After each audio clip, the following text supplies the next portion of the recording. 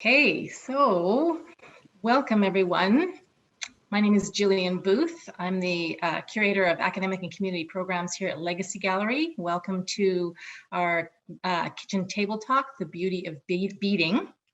I'm a grateful visitor here, born on Lekwungen territories, and my ancestors come from northeastern England, Scotland, and Ireland. I'm very grateful to be here with all of you on this beautiful, warm June evening. And I'd like to begin by acknowledging that, with respect, the Lekwungen speaking peoples on whose traditional territories the University of Victoria and the Legacy Gallery stand, and the Songhees and Esquimalt and Wasanich people who have looked after this land for time immemorial and continue their relationship with this land today. Just a few housekeeping notes before we start. If you're having any difficulties, technical issues, you can email legacy@uvic.ca. The live captioning has been turned on for this event. You can turn the captioning off by clicking the arrow next to the CC button on the bottom of your screen and choose Hide Subtitle. So the talk is going to be about an hour. If you have questions for our guests, please enter them into the Q&A and I will read your questions at the end of the evening. So as we open this evening of celebrating Indigenous beading and beaders, I'm holding in my heart the Indigenous children whose mass grave was found in Kamloops last week, their families and Indigenous communities everywhere. As our society confronts our collective roles in perpetuating such violence, and as we work to stop the ongoing harm that our society creates for Indigenous communities, it is important to take the time to be together, to celebrate, and to learn. At Legacy Gallery, we strive to provide these opportunities, to create space for healing and for Indigenous people to tell their stories and share their truths through exhibitions like On Beaded Ground and through programs like the one this evening. I'm excited this evening for this evening's kitchen table talk and honored to offer a warm and heartfelt welcome to two exceptional artists, thinkers, and teachers, Gregory Scofield and Sherry Farrell Racette. Gregory Scofield is a Red River Métis of Cree, Scottish, and European descent whose ancestry can be traced to the fur trade and to the Métis community of Kinnesota, Manitoba. He is a published poet and a memoirist and an associate professor of writing at UVic.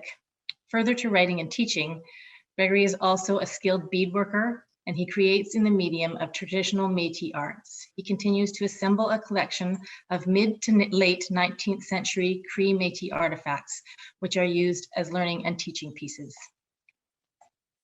Sherry Farrell Racette is an interdisciplinary scholar with an active arts and curatorial practice. Her work is grounded in story, stories of people, stories that objects tell, painting stories, telling stories, and finding stories. She has done extensive work in archives and museum collections with an emphasis on retrieving women's voices and recovering knowledge. She is a professor in the Visual Arts Department at the University of Regina. She remains committed to experiential learning and Indigenous pedagogies, and for Sherry, beadwork has become increasingly important as both artistic practice and creative research.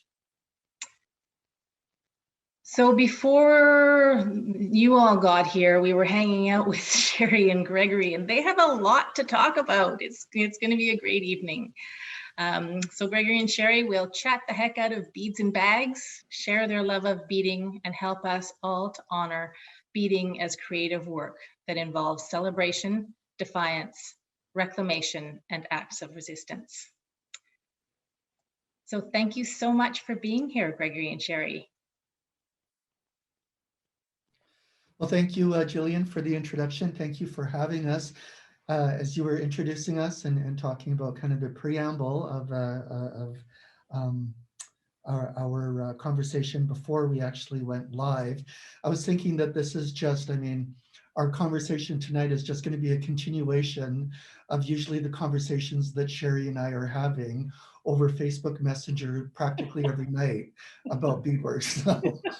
So this is just kind of like, everybody else's opportunity to, kind of listen in on our Facebook Messenger conversations. So So Sherry and I can definitely talk the heck out of beads, out of 19th century Métis material art, about Métis women, about beadwork as resistance. So I'm really excited to be here, and I'm really, of course, excited, Sherry, to have this evening with you. So, Thank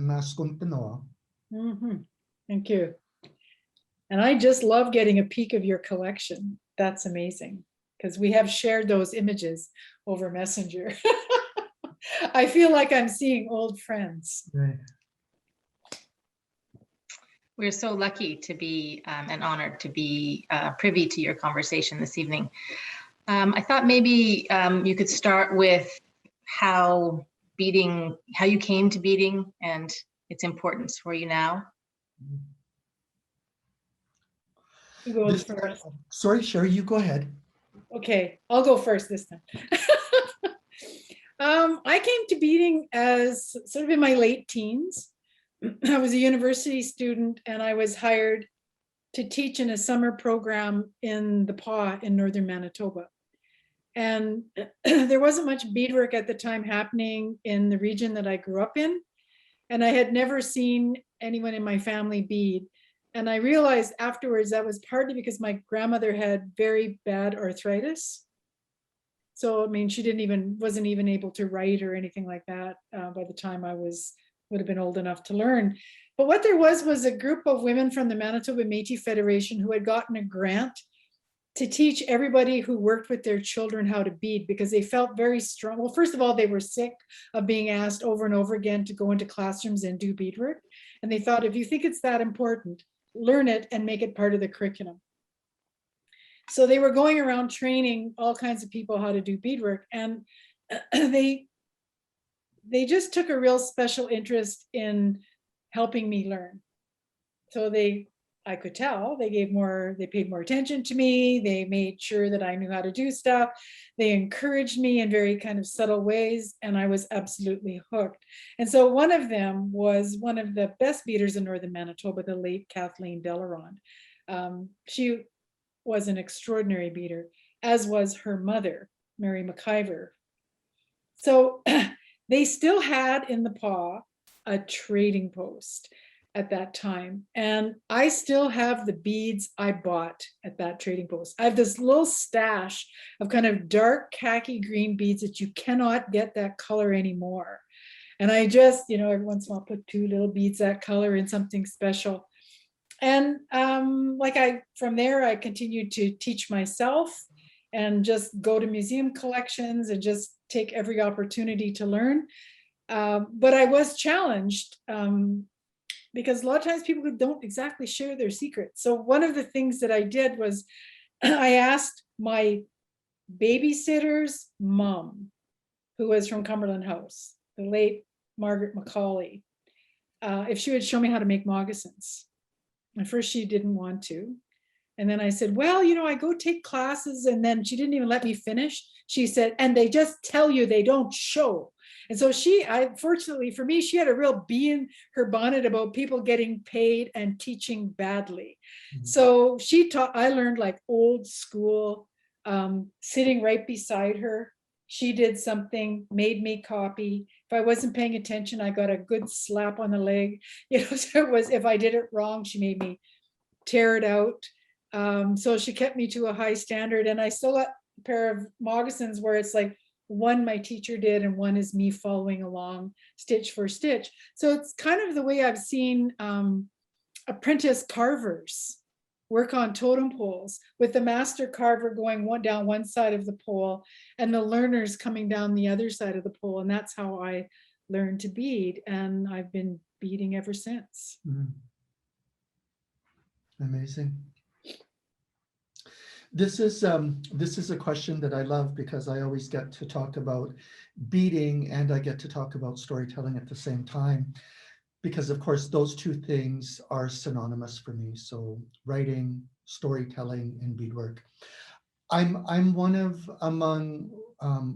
the really fortunate younger people. I mean, I'm not all that young now, but I was at least among one of the really fortunate younger people that from the time I was probably about 8 years old, I had the great fortune of growing up at my adopted auntie's kitchen table.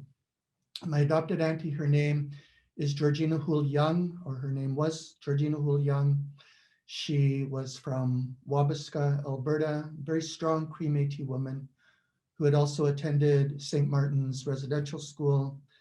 I was very, very fortunate growing up at my auntie's table, not only with the Cree language, but also getting a sense of storytelling because she was an incredible an incredible storyteller. So my introduction really to beadwork was probably from about the time I was 8 years old. And I really came to beadwork as a listener. You know, after dinner, my auntie would pull out her sewing. She would do commission work maybe for people sometimes. Maybe she'd be working on a vest. Maybe she'd be working on like a little tobacco pouch. Sorry, you hear our little sled dog in the background, but she would be, you know, possibly working on a little tobacco pouch for somebody. And as she was sewing, of course, she was telling me stories. She was telling me stories about her young life in Wabasca, Desmarais, telling me about school stories, about what it was like in residential school.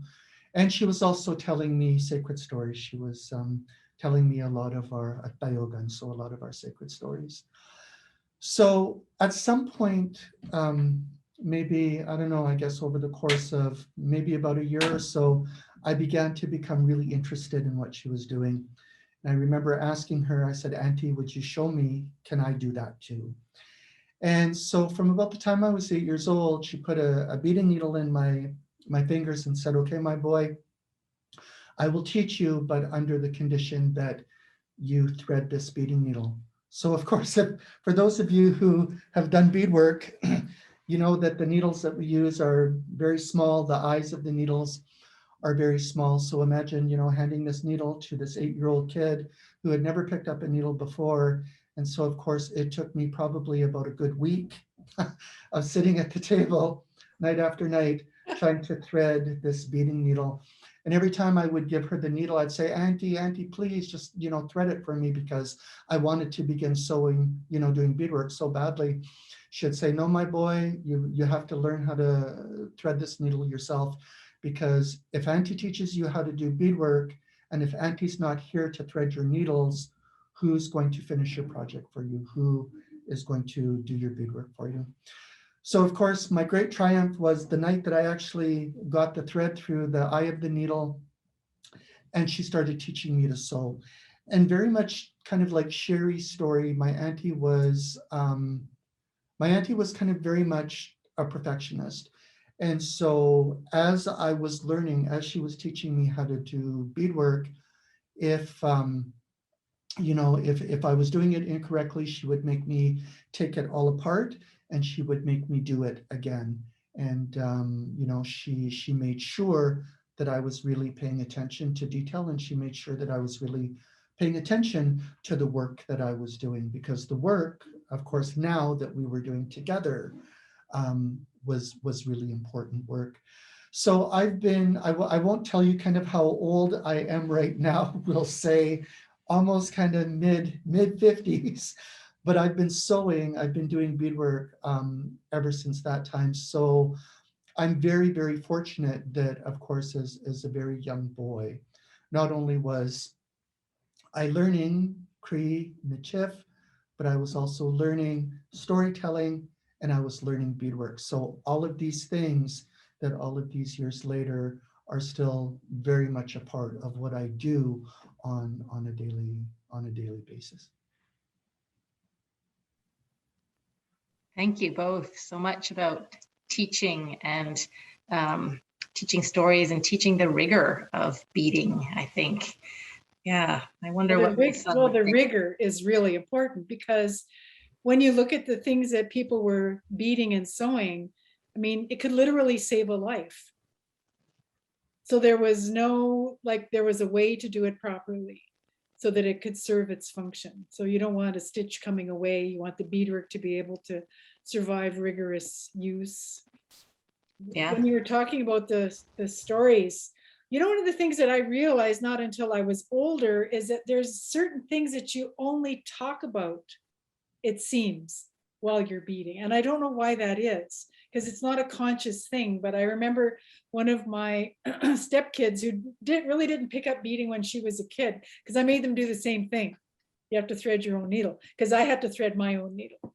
And so it's like, you want to sit at this table, thread your own needle. And it's like, really does stand for that kind of autonomy and taking responsibility for your own learning. And so then as a university student, she wanted to do a beading project and, you know, came to sit at my kitchen table. And I forget, I mentioned something in passing and she got really mad because it was, you know, a family thing. And she's like, I never heard that. And I'm like, oh, sure you did. And she's like, no, she was quite adamant. And then when I was thinking about it after, I thought, maybe that's just something the other kids know because we were all beading together. Because we would sit around the table and bead. And, you know, you end up, yeah, I don't know, the conversation just tends to drift in certain directions quite organically. Yeah, I think, you know, beadwork itself, the kind of tactility of beadwork and, you know, not only the actual handwork that you're doing, but of course it's like your color palette, you know, the colors that you're selecting, the materials that you're selecting, you know, not to mention, you know, the pattern and the layout and, you know, all of these things that are going into that piece that you're creating. It is really an organic process. And, you know, I'm sure like a lot of beaders, it's like, even now I'll find myself, I'll be wanting to work on a project and, you know, I'll have all of my beads kind of organized and arranged that I want to use, only to realize that when I get to a certain flower or I get to a leaf or I get to a stem, that's not really the color that I want. So I go back through all of my beads searching for a color that's actually going to, you know, work with the palette that I have. So, you know, even as you're sewing, even as you're working on your projects, and I mean, this is something that I learned from really a young age, is that it is a really organic process. And so the conversation, you know, I often, you know, do my beadwork solitary. I'm often alone, and it's kind of my meditative time. I'm working on writing in my head. I'm creating chapters. I'm, you know, thinking about poems. I'm thinking about, you know, essays, and I'm sewing. So, you know, that time for me is really, really important.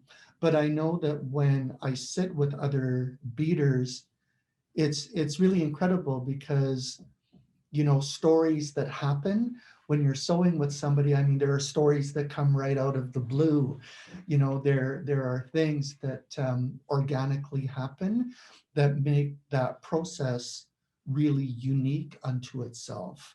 So the process is almost just as unique as the actual piece that you're creating.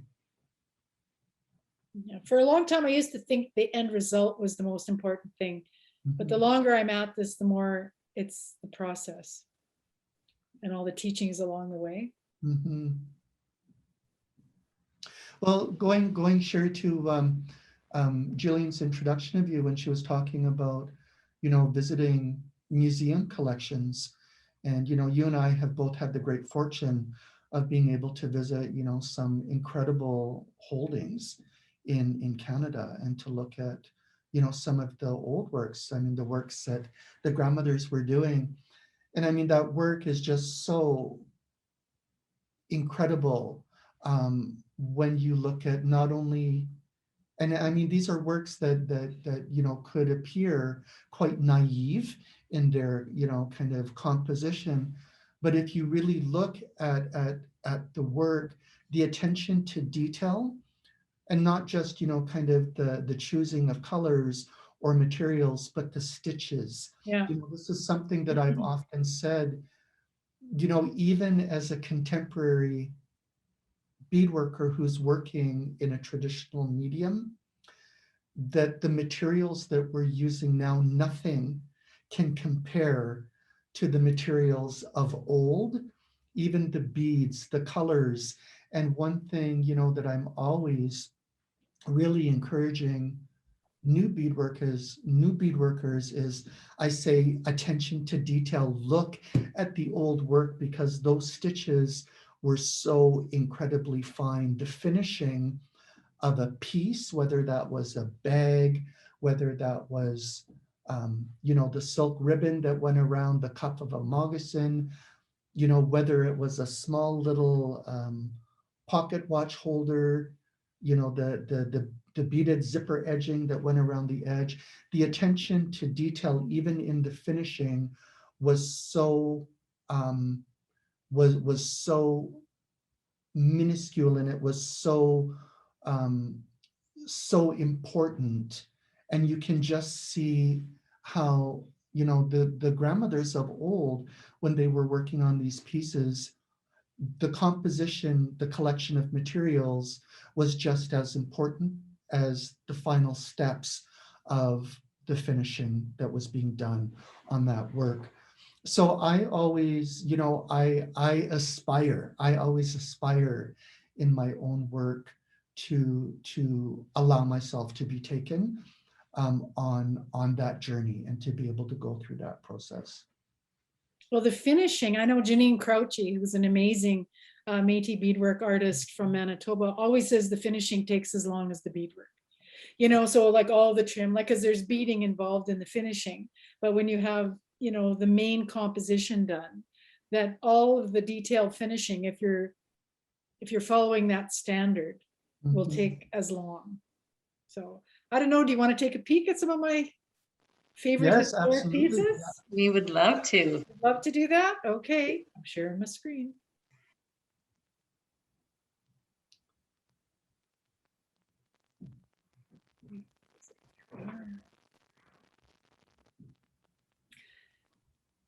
Okay, so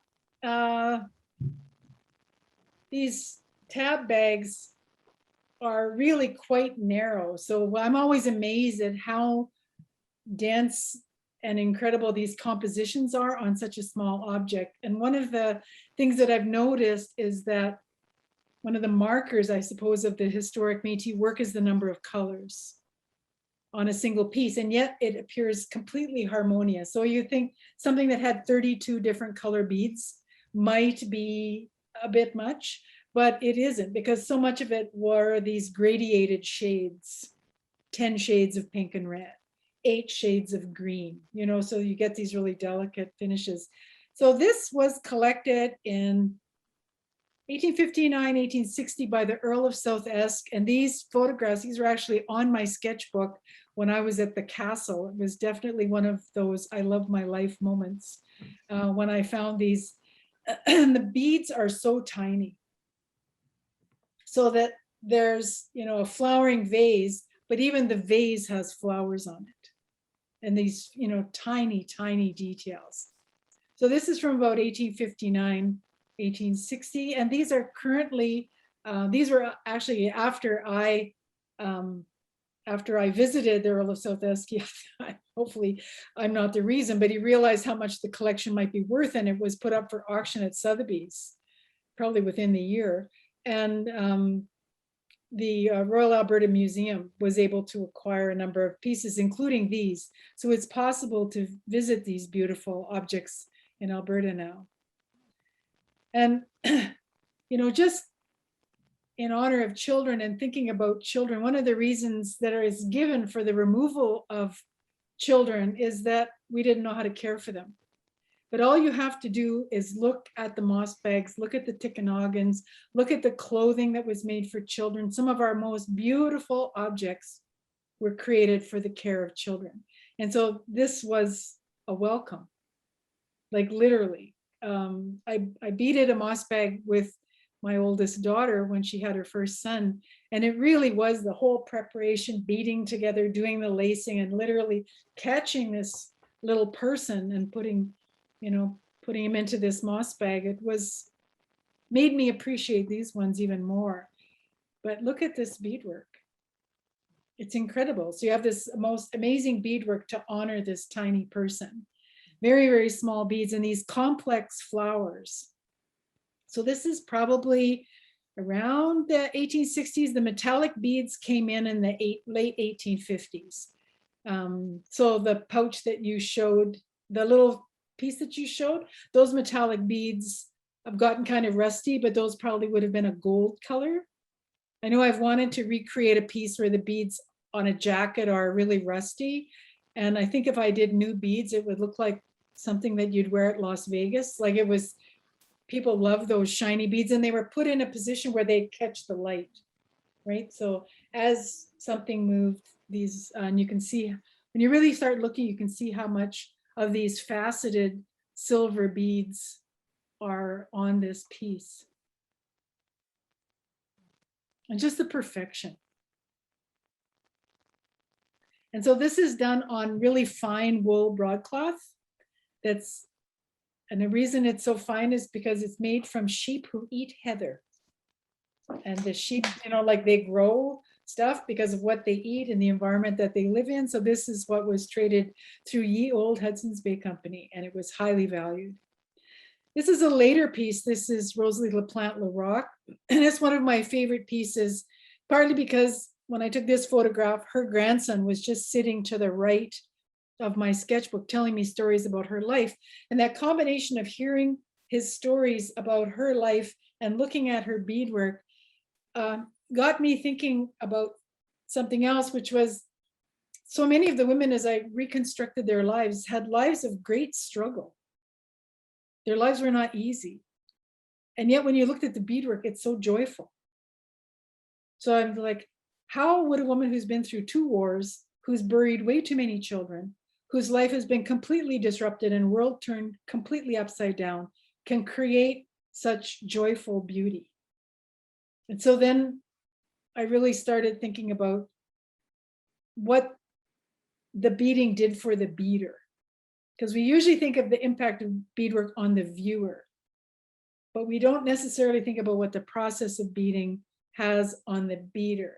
And that's when I started asking beadworkers, because I thought about myself and how I often feel better when I bead, or if I'm feeling kind of innerly chaotic,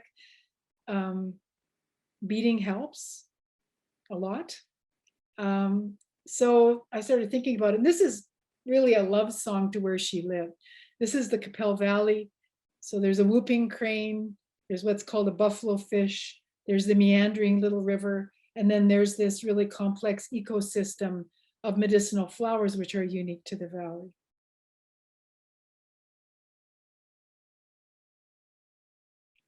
So there's almost 30 different bead colors on this. And yet it's just so harmonious and perfectly integrated.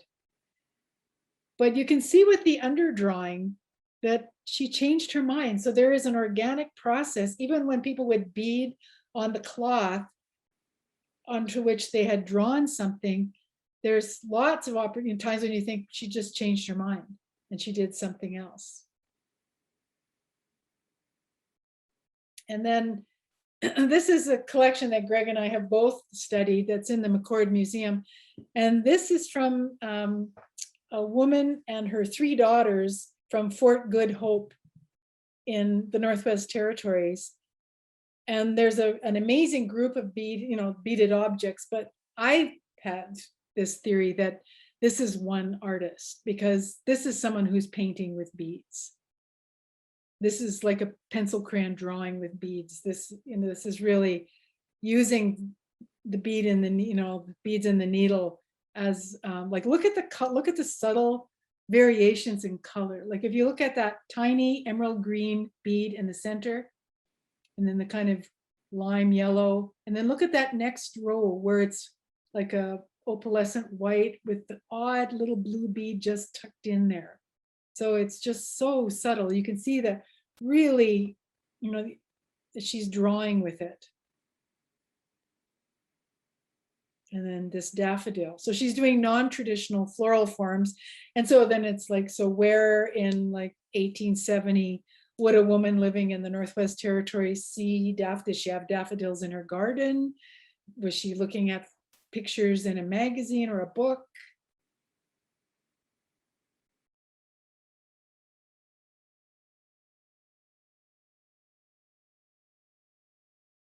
But this is on most pieces of beadwork when I'm looking and I ask myself the question, where did she start? I can often find the starting place. But for Rosalie LaPlante Larocque's wall pocket and these works, I can't figure out where she started. They're just too complex. And these are just part of what is an overall composition.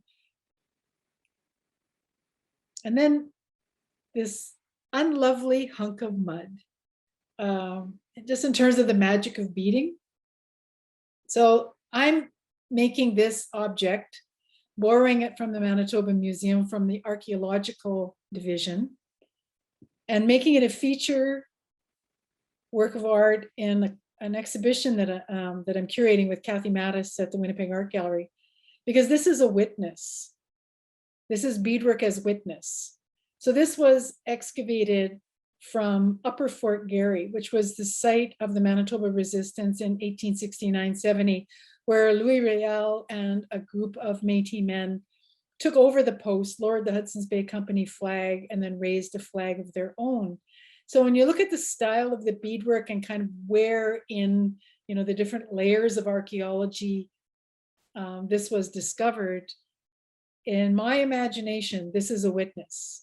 This is a moccasin vamp or a pair of mittens that someone was wearing. The leather has disintegrated over time, but the beads have survived. And I've also seen a vest where the wool completely disintegrated, but because the beads were sinew sewn, the beadwork has survived. And so this idea that these beads are storytellers, they're witnesses, and they can be like portals to the past. So the medley of my favorite beads, beadwork. Oh, and you've got your gloves on. What you got there? Beautiful, beautiful work. Actually, as you were sharing, I was grabbing from my latex gloves here because I wanted to play show and tell a little bit. Oh yes, please. Show a couple of pieces from the collection. So I don't have slides, but I've got the actual pieces that I'm going to hold up and do a show and tell here. So I want to share a couple of pieces, and I'm sure that you're all kind of able to see what's going on behind me. So I want to tell you a little story, first of all, before I start sharing some of the pieces with you. I'm often asked why I kind of began this repatriative process of trying to find our pieces. So when I'm saying our pieces, I'm talking specifically about our Cree Métis pieces. So I want to tell you just a little bit of a quick story. A number of years ago, I had been invited out by the Victoria Writers Festival here in Victoria to do a reading. And while I was here, I decided to visit the museum, the Royal British Columbia Museum in Victoria. It was a beautiful, beautiful, incredible museum.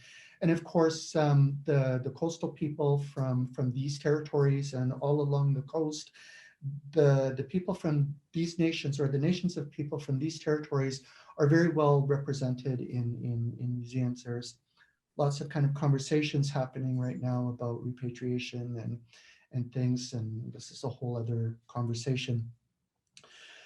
As I was kind of making my way through the museum and really, looking at a lot of the work from the nations from the coast here, as I was kind of making my way throughout the museum, I came across, toward the end of my visit, I came across a little display. And the display was of Victoriana women's sewing implements. So there were tatting hooks, there were little crochet hooks, there were knitting needles, there were threads, there were silk threads, there were scissors, there were all kinds of things that were being used during the Victoriana era of where women were sitting in parlors and women were sewing and visiting and working. Smack dab in the middle of this this display was this very beautiful little cream métis pocket watch holder. And this was kind of smack dab in the middle of all of this Victoriana stuff. And I looked at the display, and I of course immediately looked at this piece. I knew what this piece was. And it felt like this was one of our grandmothers that was smack dab in the middle of all of this Victoriana women's stuff. And I wanted to reach in, and I wanted to take her, and I Yes. wanted to find a place where she belonged in that museum. And of course, in a lot of museum collections, at least in the past, as Métis people, we really didn't have a presence in those places.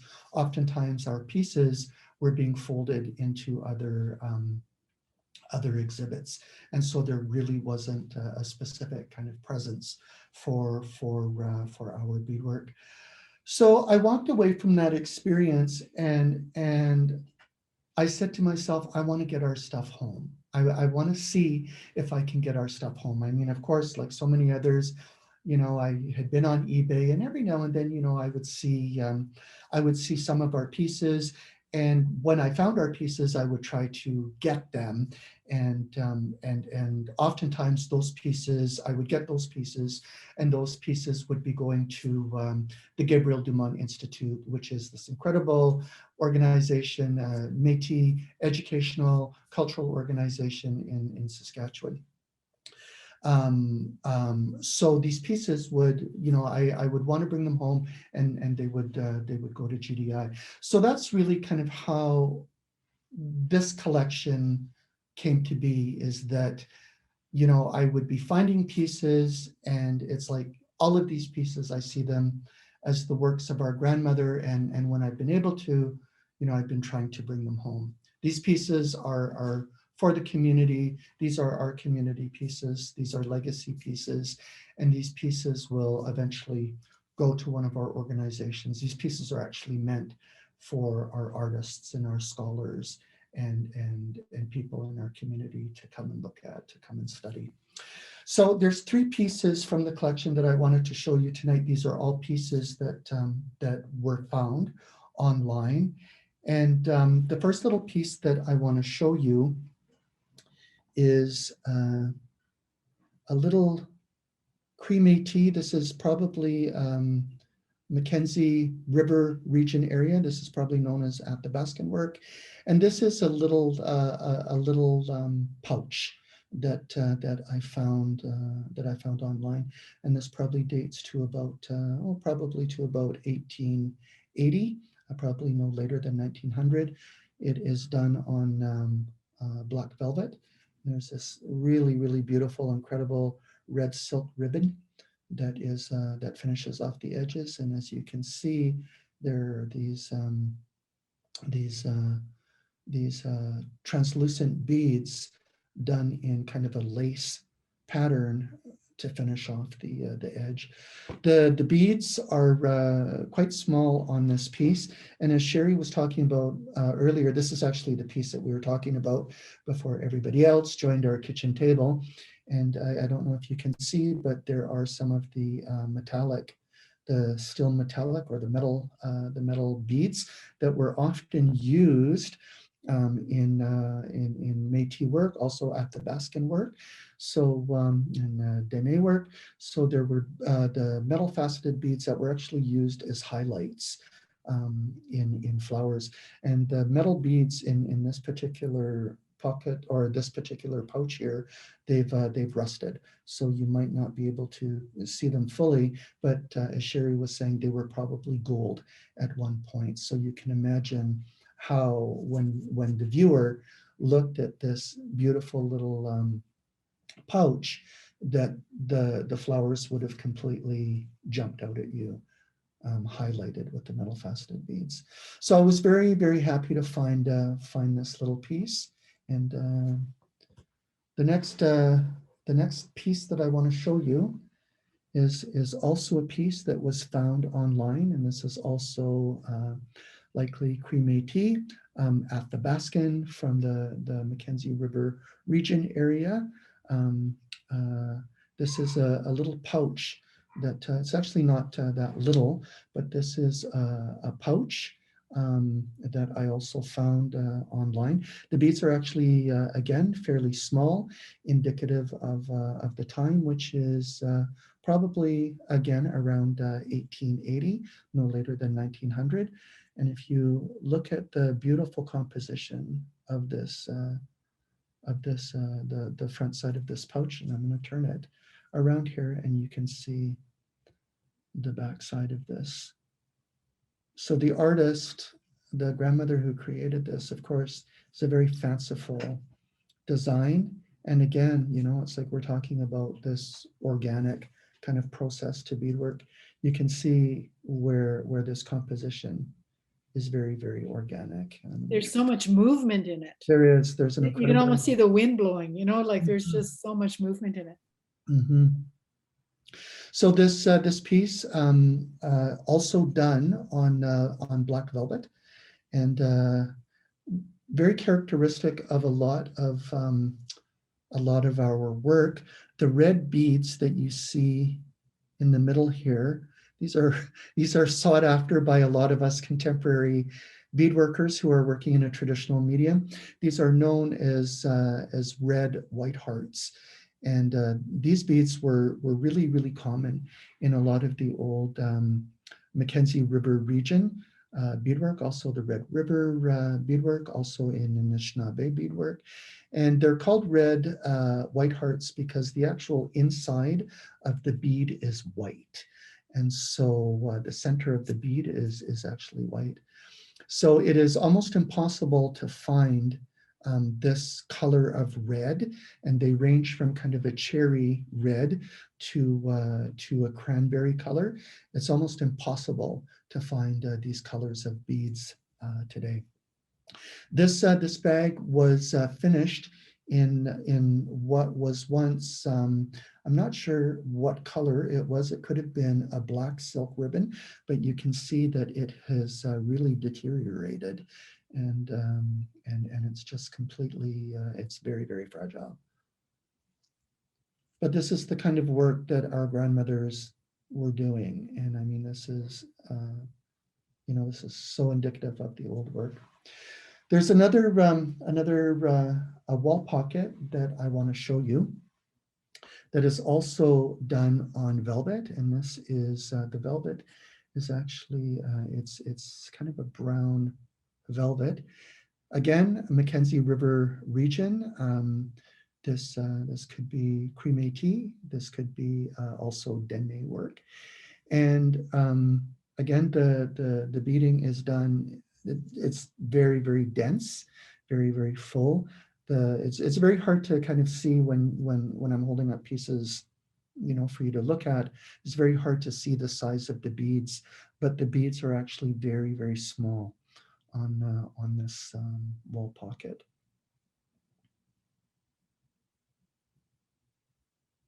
That's an amazing color palette. It's so subtle.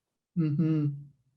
Again, we're looking at the symmetry, which is so characteristic of a lot of the old work. It's like these mirrored images on both sides.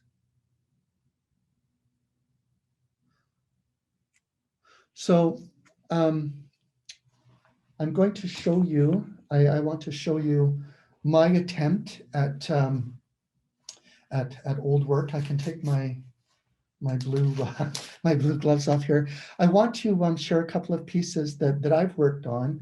So this is actually a fire bag that I did. I think it was last year, and so this is based upon traditional cream métis fire bags. So these fire bags, of course, as their title, these were among a man's most prized possessions. They carried his pipe and his flint and tinder, tobacco, sometimes medicines, and these were bags that that wives and grandmothers and aunties were making for, you know, sons and husbands and grandfathers and brothers. And, you know, the amount of work that would have went into these bags was extraordinary. So part of my my interest, of course, with a lot of the old pieces is, you know, wanting to, in my own way, try to, you know, create some of those old pieces in kind of a traditional medium. And so this is really my contemporary take on a traditional fire bag. So I'm going to show you one more bag that I did. I actually just had the great fortune of hosting a workshop with Gabriel Dumont, Local 11 in Saskatoon. I had 12 incredible students who, over the course of, I think it was 3 months, we worked on creating traditional octopus bags. And so this is a bag that I had done actually last year. And this is, I was very fortunate that I was able to use one of the bags that you see behind me as a template. And of course, being able to have access to the old pieces, you know, has really helped insofar as looking at construction and looking at how the pieces were put together. And so this is this was an attempt that I did at a 4-tabbed octopus bag. And this was really an incredible project for me. Of course, traditionally, this would have been done on both sides. I think, Sherry, we had a conversation. I think I had sent you the first image of this. And I think in one of our conversations, you had asked me, you had said, are you going to be sewing the back of the bag? And I said, oh God, no. So that was my response, oh God, no. Because as you see, it was an incredible amount of work. But of course, traditionally, these bags would have been finished on both sides. So you would have actually had a reversible bag, and it was kind of like 2 bags in one traditionally. Same thing with the fire bags. This was actually a really incredible project for me because I really found myself really in a very kind of interesting space when I was working on this bag. And so much of this, I can't tell you how many times I actually ripped out the beadwork and started over with this bag. And this was a bag that actually ended up being very organic. It might not look so, but it was very kind of organic in the process of making it. And there was so much that I learned, and you know, keeping in mind I've been sewing since, you know, I was 8. So there was so much that, you know, all of these years later working on this bag that I learned. And so this was a really incredible project to do. I actually named this piece. I was actually thinking a lot about my late mom as I was working on this piece. And so I ended up calling this Dorothy's Bouquet. And the panel bag that I was working on, I was actually working on this when we lost my cousin's sister who I grew up with. And this was last December, and I was working on this bag. And so this is called Holly's bag. Oh, yeah. So yeah, so there are some of the old pieces and some of the contemporary pieces that I've been working on. Beautiful, Gregory. Can I ask a question about that bag you were just holding up? Most of the images, the design we've seen have been floral design, and then that one has some more geometric. Can you speak a little bit to that? Sure. I'll direct you back to kind of this bag, and also to there is a bag kind of behind me that you can see. The bag behind me that you see, I don't know if everybody can see it, there's a panel bag. So there's an octopus bag and a panel bag. That bag came from a family. A woman had contacted me from Salmon Arm and had told me that she had a family bag, and she was inquiring as to where, you know, maybe, you know, this bag could go. So of course I was like, oh, you know, I want it, I'll take it. And so, you know, I've got all of the provenance with this family bag. And so acquiring this bag that you see behind me was actually really important, and is a really important piece of the collection, because you don't see a lot of panel bags. And with a lot of the kind of traditional panel bags, what's really interesting is that a lot of these bags um, um, incorporate not only the floral, the floral beadwork that we normally see with cream Métis pieces, but of course with the geometric panels. These were loomed panels. So I'm not sure where the design elements like the floral and the geometric loomed panels came from. I know that in probably as early as 1840 and 1850, very similar work was being done in James Bay region. Sherry, you can probably talk more about this, but a lot of the fire bags that featured, you know, this incredible, beautiful floral beadwork and also the geometric loomed panels were coming out of James Bay area. And I think kind of as people migrated, you know, kind of from those territories and started migrating down toward Red River and, you know, kind of moving into what we know as, you know, kind of Métis homelands now, you know, those design elements were following as people were migrating. So, you know, you know, I think there are a number of guesses where the geometrics came from. That could have been a carryover from when quill work was being done, because of course quill work, there you know, traditionally just kind of the use of quill works and the material itself, a lot of geometric work was being done. So it could be that you know, it was based upon the quill work, the geometric quill work that was being done. But of course, the last thing I'll say very quickly, and I want to hold up this bag again, is of course you're seeing very kind of Métis elements being incorporated into this bag. I mean, you know, black wool stroud, you know, you've got red wool for the tassels. You know, so these of course, you know, were all materials that were, you know, available, you know, and that Hudson's Bay Company, you know, had in their, you know, kind of trading stockpiles. And you can see where Métis women were, you know, taking all of these materials and going away and creating these incredible works of art and assembling, you know, all of this, you know, all of these beautiful materials together. I've had a chance to revisit a collection that was made in the 1840s and sort of nail its provenance down. And it's the early stuff, even as early as 1820, the quill work, it's a combination of geometric and floral.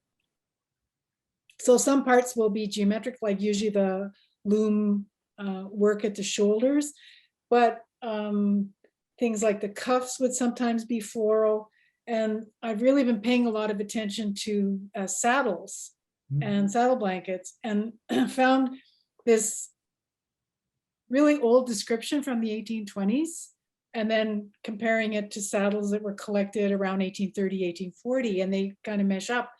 But where they, I don't know if this is where they originated, but it's the earliest descriptions, and it's wherever you would come off the river system from the Columbia District, and then you'd get on horses and you'd ride on horseback to Fort Edmonton. So it's like north of Fort Edmonton, and apparently Fort Edmonton in the 1820s had a racetrack, like serious, hardcore, competitive, you know, gee, can you imagine, right? Early Métis like to bet on horse races, but it's an old tradition, right? And then the saddles would have a combination of geometric and floral, and that, so I'll show my scruffy beadwork, which is nowhere as good as, but what I'm attempting to make is an old school pad saddle.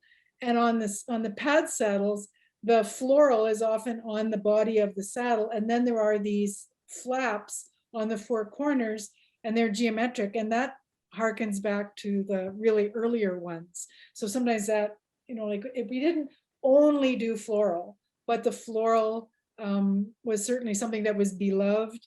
It also, I just have to say, did not originate with the green nuns. Let's just get that right off the table. Because some of the earliest floral work predates the green nuns by, by a couple of decades.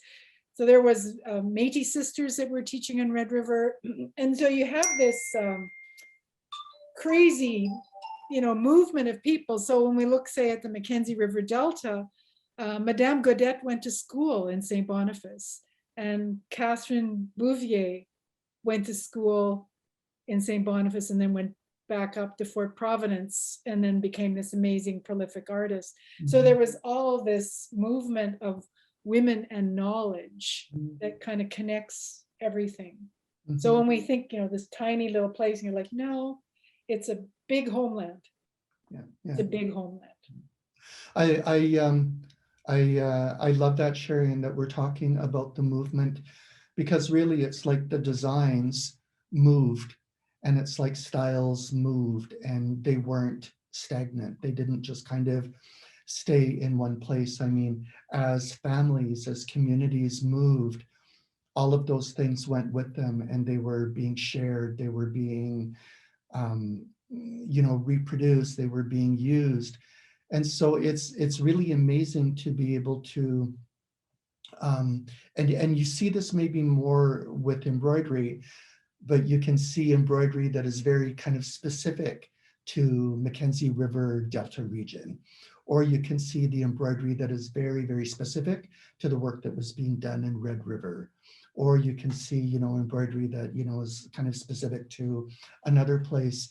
And it's really interesting how, you can, especially, and this is one of the things that I've learned with the collection, kind of as pieces have been, coming home. I talk about these pieces coming home because, I mean, these are pieces that are being found, really all over the world. I mean, these are pieces that are being found in the UK and in auction houses in Pennsylvania and, Philadelphia. So, these pieces have traveled, and these pieces have moved.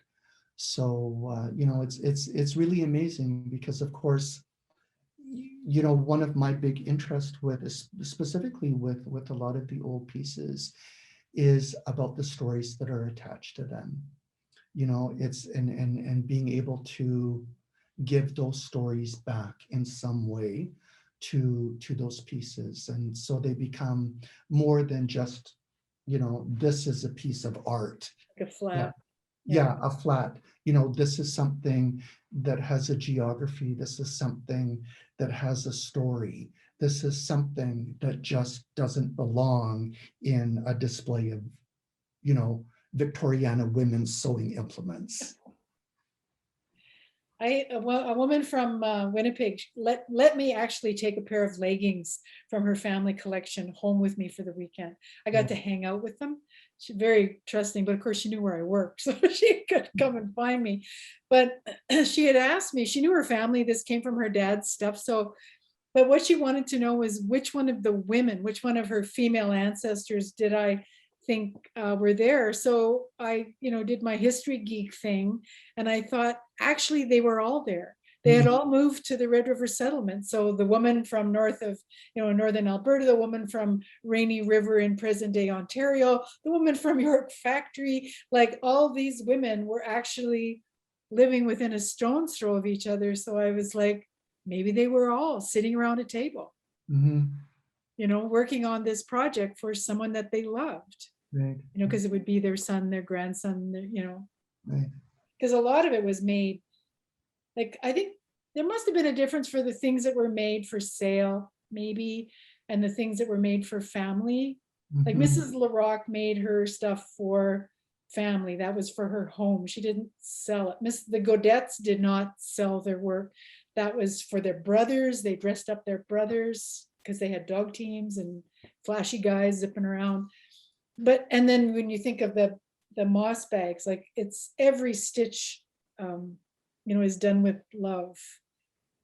Like, and you were probably told when you were learning how to bead, like to kind of clean your mind, or I was told not to think bad thoughts, like to just kind of like come to come to the beading table, because if you didn't, it's like, that's why your thread is tangling.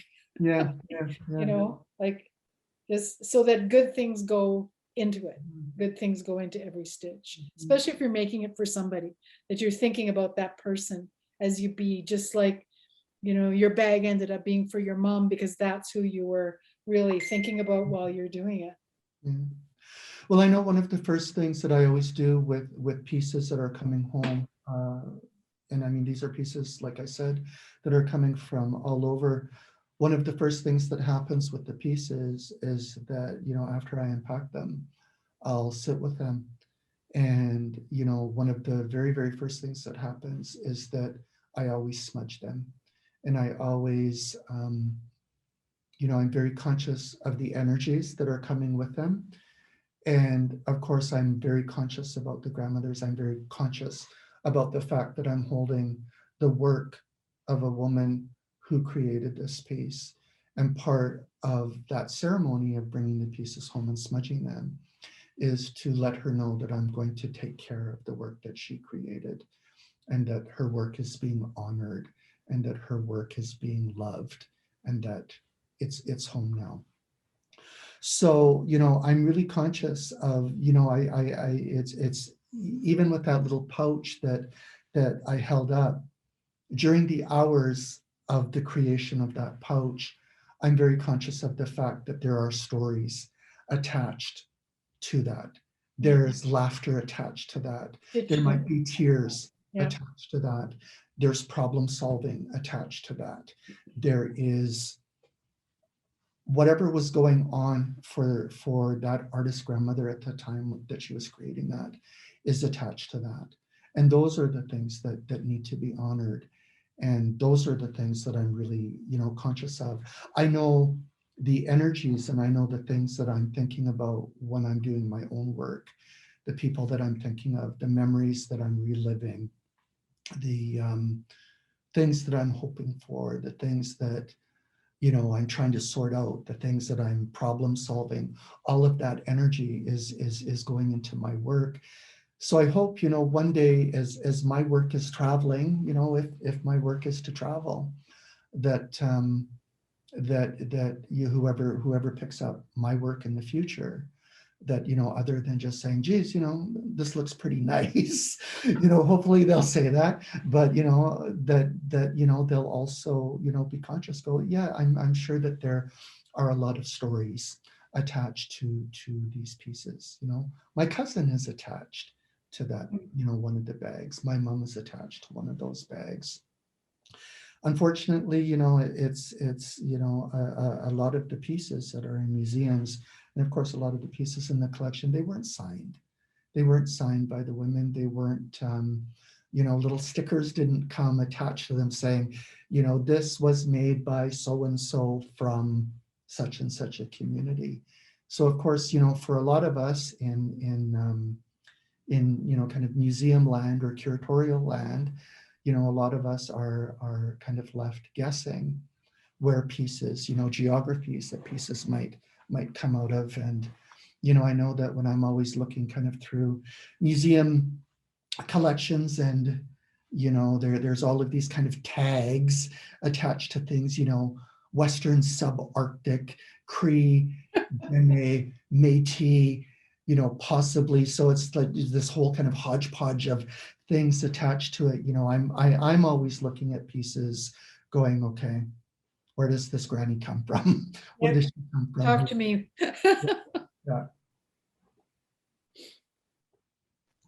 Well, thank you so much. And interesting that you were talking at the end there about all of the stories and thought and energy that goes in. One of the questions from the audience is about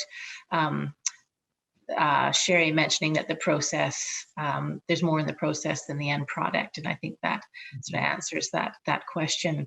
There are a few other comments and questions from folks in the audience. Laura Pierce wanted to say thank you for the privilege of sitting at the table with you. Lovely healing energy for this week. And then Carrie asked, it's always difficult to imagine what our ancestors were thinking. What terms would they use for their work? decoration, adornment, storytelling? Any thoughts on that? Well, I guess I always think about the materials. So if you look at that fine wool broadcloth, in Cree and actually in Anishinaabewin as well, the word for it was manatuayan, spirit skin. And it's because it has, wool was a wonderful material that people had never seen before. And it takes moisture away from the body, it wicks moisture away from the body, it dries without getting hard. And so people thought it was a wonderful material, and they used, like, wayan is animate, it's an animate word, and manatuwayan, spirit skin. But also if you look at the words for beads, so if depending on where you are, it's actually an interesting way to do research. If you ask someone, how do you say bead, like how do you say that? So in, like, around here, when I was up in Isle Cross, I said, how do you say Cree to an old lady? She said, she couldn't remember it first. She says, beads, what are you talking about? And then when I was walking down her driveway, she yells, migas, which is shell. Mhm. And then other places it's manadomanes, spirit seeds. And if you look at the archaeological record where those words are, then that often is actually what the first beads were made of. They were made of shell, or they were made of these tiny, tiny beads. So there was a grave discovered in South Indian Lake, and the woman had had a hood, and there were literally thousands of handmade beads out of pincherry seeds. Mhm. So I think the fact that the language tells us that these are living materials on a living surface. Mhm. So I think that somehow that informed the process. Mhm. And I think, when you're thinking about what you decorate, what you're decorating, you're wrapping up your babies. And I think, I don't know about other people's, but in where I'm from, women are kind of jealous. It's like, so it's just like, you're just saying this one is taken and very well looked after. And then also you're marketing your work on the body of the men in your family. And so one of the things that's frustrating for a lot of women is you're like, well, where's the women's stuff? And actually we mostly dressed men. We made our moccasins and our beautiful leggings, the odd belt, but really a lot of that love and that energy was in dressing our family and sending our beloved family members out into the world. And it was like representing yourself. It's like, I know how to look after these people. And this is who's behind the scenes here. It's me, right? It was a very strong, strong statement. It's interesting, Sherry, what you're saying, what your comments are, because the majority of the pieces in the collection are men's pieces. Yeah. And so it's very interesting. I mean, there's a couple of women's dance slippers in the collection, but the majority of the pieces are men's pieces. I was thinking a little bit about a story about my auntie's beadwork, and just hopefully, I don't know if this will answer the question about naming pieces as adornment or decoration or what have you. Very, very quickly, I'll tell this story.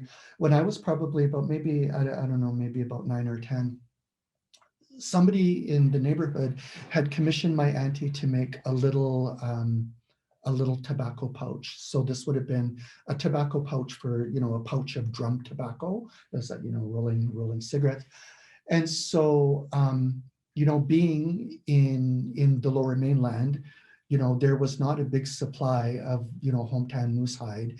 And so every time my auntie would go home to Alberta, she would come home with, a little piece of this most beautiful golden brown smoked hometown hide. And I mean, this was just like absolute gold. So I remember that she had fashioned this really incredibly beautiful tobacco pouch to fit a pouch of drum tobacco for this fellow in the neighborhood who had commissioned her to do this piece. And I remember sitting with her night after she, cut out, this piece of moose hide and, designed this beautiful, beautiful pouch. And I watched her start right from the very beginning to right when it was finished. And the work that she did on it was just incredible. There was like orange and blue flowers and leaves and buds. And I mean, it was just, to my 10-year-old, mind, the most exquisite thing I had ever seen in my life. And I remember the day the man came to pick it up, we were actually sitting at the table and there was a rap at the door, and she opened up the door and came to pick up this tobacco pouch that she had sitting on the table. And I remember being so angry, like I was so angry that I wanted to grab the pouch and I wanted to like run out of the house with it because I didn't want him to have it. Because I realized it's like there were all these stories, there were everything, like I was a part of that pouch that, right from the time of its creation to the time that he was there to pick it up, that was a part of my history and I didn't want to let it go. And I think I had even asked her, probably the night before he came, like, please, Auntie, please, like, can I have it? Can I have it? And, and the Moya. Got rent to pay, kid. It's, no, it's for so-and-so, it's for so-and-so. So, I remember him coming and being so angry, watching this kind of pouch walk out the door with him.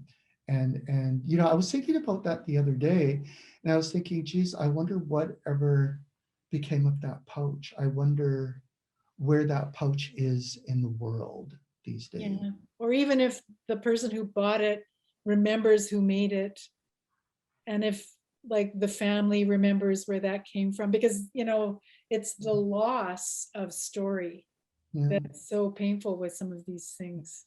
So how do you give those pieces a name? They're not just decoration. They're not just adornment.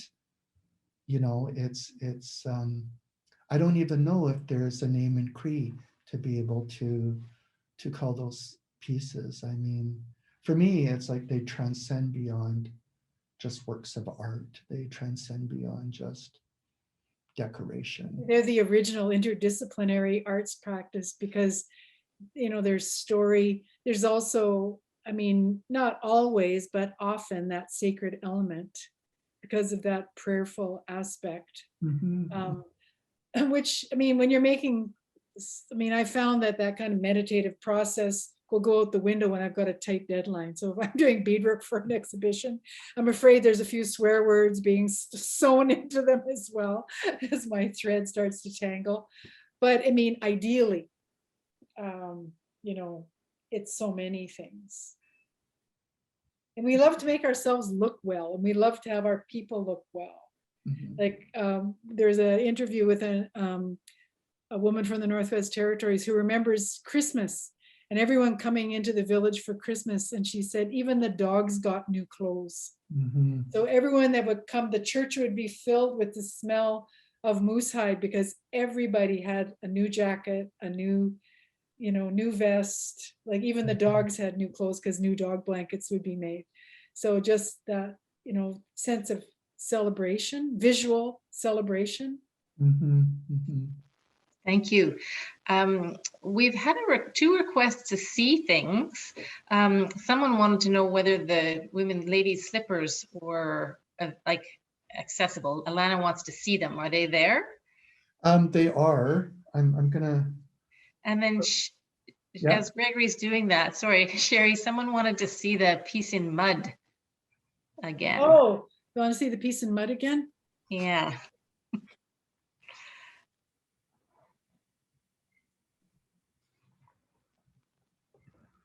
So you can see that it's that old trade blue, and this outer ring is white hearts, the red white heart beads. Actually, there's two shades of white hearts there. There's that, well, there's a clear cranberry, that old yellow. Yeah. Beautiful. This is an old storyteller, right?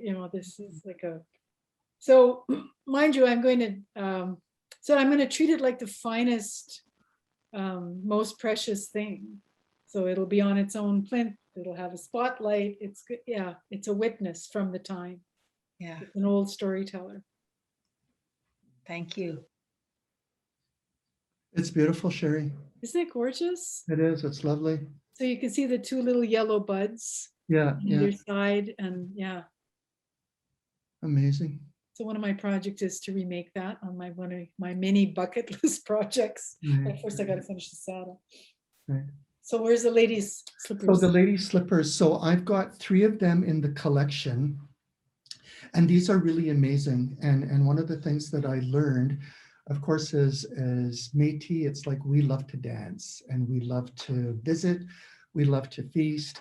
And the slippers that I'm going to show you is that there were your everyday slippers. So there were slippers that, you know, were worn by men and worn by women. They were usually the pointed toe moccasins.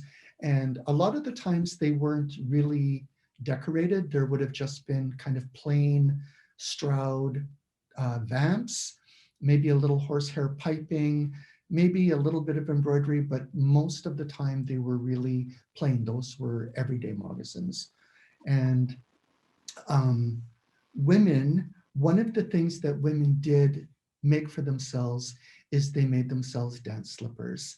So if there was a dance that was happening in the community or a big event that was happening, women would have these beautiful slippers that they would go to the dance, they would take off their everyday moccasins, and they would dance the whole night in these beautiful, beautiful slippers that they made. I've been really fortunate that I've been able to find three pairs of them. The first pair that I want to show you is a silk embroidered pair. So I don't know if we've got the big screen here. I just want to make sure everybody can see these. Yeah, so Yes. here we go. Yeah.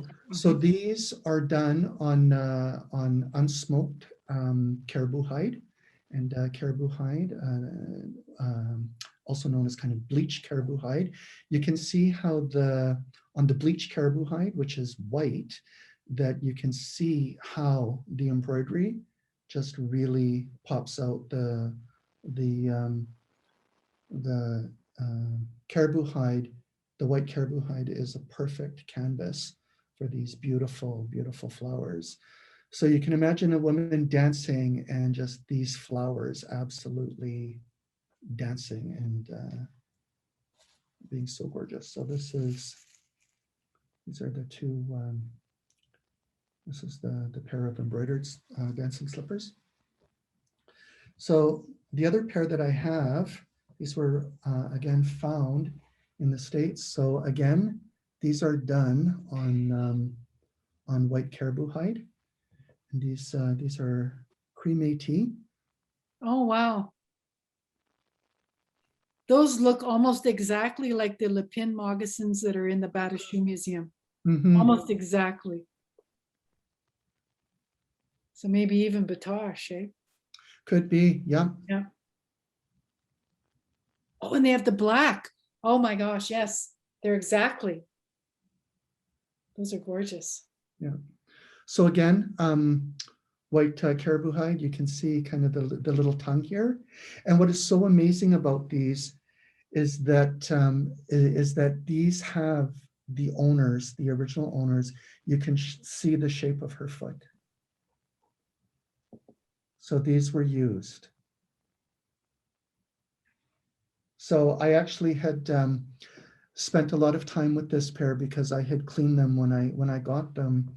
The beadwork was just so filled with grime and dust and dirt, and I took my time very carefully cleaning them, and it was just amazing as I was cleaning them. Wow, they look gorgeous. Yeah, because I was imagining her, of course, dancing in these beautiful, beautiful slippers. Here's another pair that I found as well. Oh. And this pair came from Montana. Okay. And so I'm going to, again, cream Métis, these women's dance slippers. what is so amazing about these is you can actually see on the little tongue here is you can see the still, Ribbon. yeah, you can see the silk ribbon, which is actually the same color as the hide. And, Very subtle. yeah, and the artist used the still faceted, the metallic beads, just as a A highlight. bit of glitz. Yeah. So back in the day, I mean, these would have just been, you know, completely shining. So if you can imagine the footwork. Yeah, that your she was fancy doing, steps. and her fancy steps, yeah, and all the waltz steps, you can imagine that her feet would have just been, the light would have just caught that part of the moccasin. So again, it's like you can see the outline of her foot on this. These are really amazing because as Sherry and I were mentioning, a lot of times in collections, a lot of the pieces like that you see behind me are men's pieces. So pieces that, of course, grandmothers, aunties, mothers, sisters were making for the men in their family. And of course, you know, doing their incredible, you know, best work to you know, show off their husbands and their brothers and, you know, their fathers. And what's so incredible about the slippers is that these are actually pieces of women's wear. And these are pieces that weren't made for the tourist trade. These are pieces that women owned, and these were pieces that women used. And so it's I'm really pleased to have these 3 slippers in the collection. I want to show you one more piece. I'm going to get up here. I want to show you these little tiny. Oh, little small. These are little tiny dance slippers. So these would have been made probably for a very special little girl.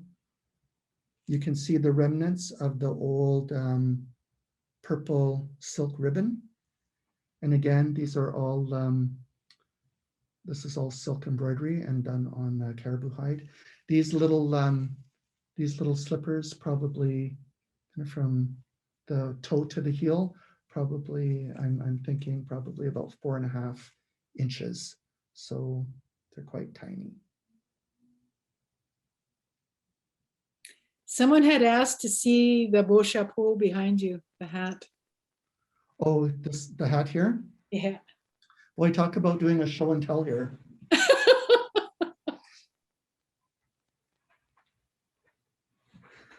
So this is a piece, this is a man's smoking hat.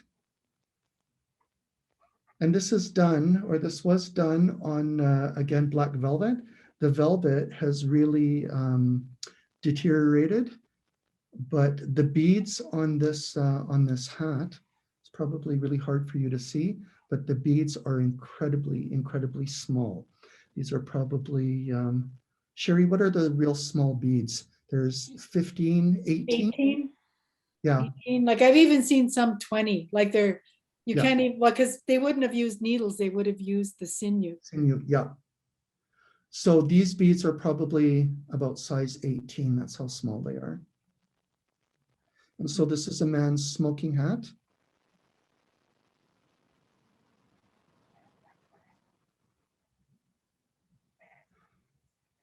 And the top is just like the movement at the top is just exquisite. Yeah, just the way that blue dances. Yeah. In the Capel Valley, according to Isaac Cowie, it was the young flashy dudes that would wear those. The older guys wore, you know, the big flat felt hats. It was the young guys that wore that. This was the equivalent of a Meiji sports car. Right. It's gorgeous. Right. Well, you know, I'm certainly wanting to make the collection more accessible to people, and I'm trying to find ways to do that. I know that I'll be working with the Gabriel Dumont Institute. I think we're planning on working on a book that will feature a lot of the pieces, and so that's one way for now for people to have access. But of course, I'm always open to, once kind of things are safe again with COVID, if people are ever visiting Victoria and would like to look at the collection, then we can maybe certainly find time for people to come and look at some of the pieces. Wow, thank you so much. What a generous offer, Gregory. Beautiful collection and beautiful stories. It's time for us to wrap up now, but thank you so much for having us here at your table and sharing your love of beading and sharing some of the healing, I think, in the process that happens in the process of beading that you talked about. So sorry we didn't get to all the questions. There were many questions and many thanks in the Q&A. But before leaving, I would also like to thank Lorilee Wastasecoot, who was the curator of the exhibition here at Legacy. She's also our new curator of Indigenous art and engagement. And lots of heartfelt effort to bring that exhibition to fruition, and lots of the practices that you were talking about honoring all of the process in the beadwork that's in our collection, and holding that these aren't just objects, they're stories, they're people's lives. And I'd like to thank Amy Smith and Nicole Timichuk for supporting this Zoom event, and our captionist, Callie, as well. And Amy has put a link in the chat for a short survey, if you wouldn't mind just filling that out before you leave to give us some feedback on the event. And please come visit us. We have beading here as well, and I'm sure your experience of this exhibition will be much richer after having spent time with Sherry and Gregory. We're open Wednesday to Saturday, 10 to 4. Thursday nights we're open until 7, and the exhibition runs through September. So we also have other online programming this summer, so please check our website for that. And thank you so much for coming this evening.